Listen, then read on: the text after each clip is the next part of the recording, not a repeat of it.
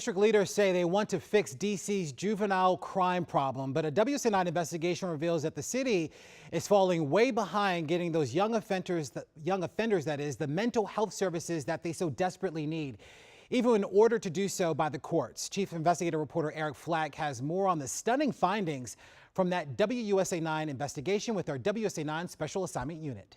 What has this experience been like for you? It's just so frustrating.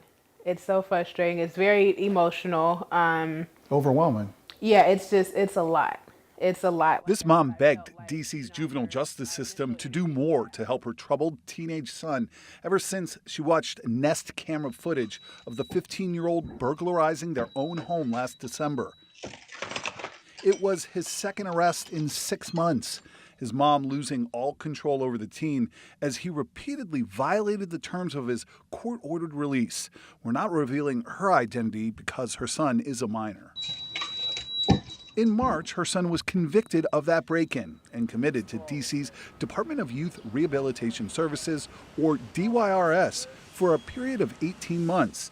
The judge ordering the agency to place him in what's known as a psychiatric residential treatment facility, or PRTF, after a court-ordered psychiatric evaluation diagnosed the teen with disruptive mood dysregulation disorder and said it is recommended that he be placed in a psychiatric residential treatment facility with a strong behavioral and trauma focus.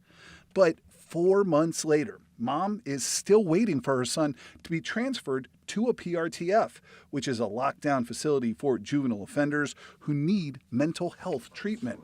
Why has her family waited so long? Because there isn't a PRTF in the District of Columbia. Minors have to wait for placement out of state. In fact, a DYRS spokesperson tells us this woman's son is one of 5 committed D.C. youth awaiting placement at a PRTF. DYRS says most have been waiting an average of 3 months. One teen has been waiting for placement for almost 8 months. What does your son's case and your experience say about our youth criminal justice system in Washington, D.C.? I don't even have the words for it at this point. Broken? 100%. 100% broken. But DYRS is not the only D.C. agency falling short when it comes to getting juvenile offenders the mental health services they need.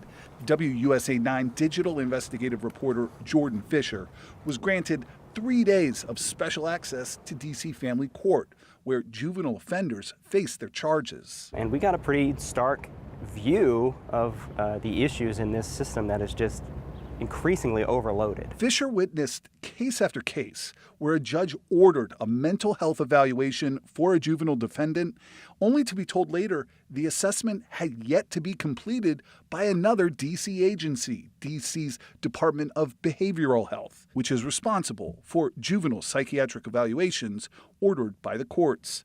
Fisher said the judges are at a loss. To quote one of them directly, we need help.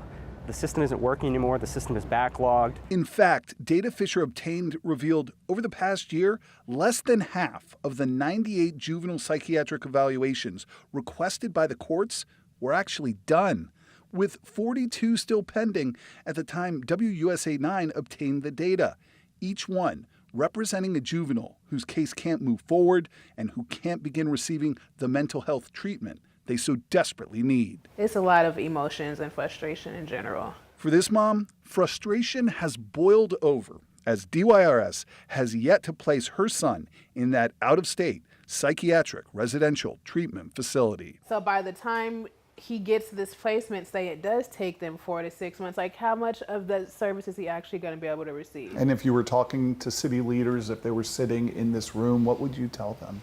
They have to do better.